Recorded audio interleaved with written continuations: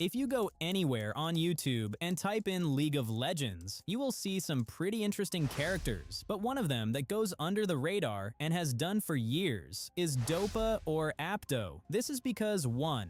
He's Korean, so a lot of us Westerners, like you watching this video, have never heard of him. He is potentially one of, if not the best League of Legends player to ever touch the game. He is usually compared to that of Faker, although he is the evil twin in this scenario. Dopa has a history to say the least, and that is what we're going to uncover in today's video.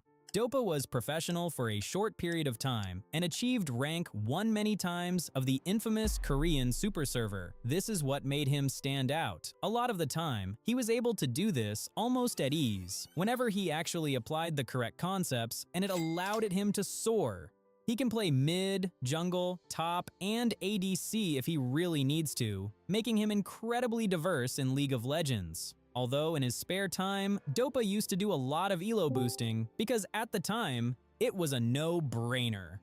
It made a lot of money for him back then, especially with how good he was. Unfortunately, long story short, he eventually got banned for 1,000 years because one of his clients at the time fancied him and tried to proposition Dopa, to which he declined and rejected her.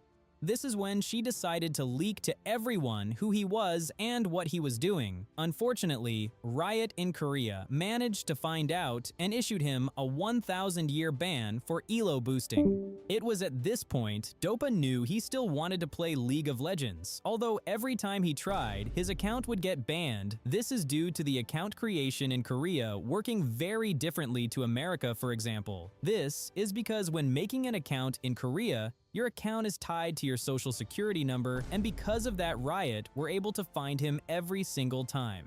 Dopa managed to get to a point where he could consistently play after years of trying, and even went to China for a competition to see who could get rank 1 the quickest, and he won, further solidifying his claim to be the best player at League of Legends. The debate is that Dopa never managed to play professional long enough to take on the likes of Faker, although everyone says he is still the best solo queue player ever to this day.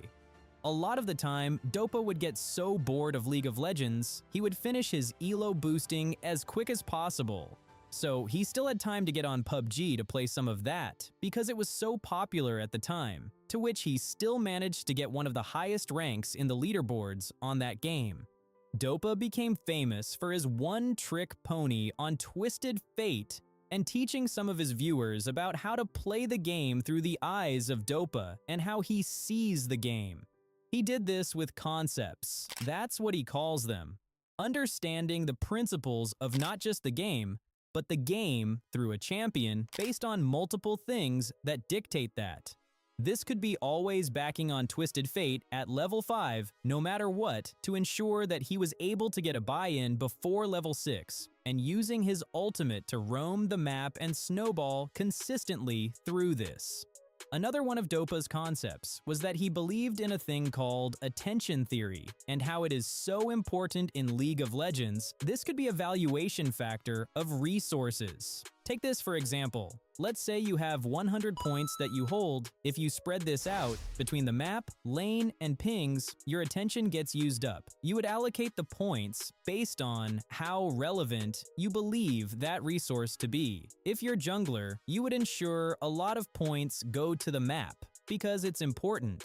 Support would maybe utilize the pings more, and you get the picture. This is just some of the information he touched upon when showing his viewers how to climb in League of Legends. So, with all of this knowledge known now, who do you think is the better player, Faker or Dopa?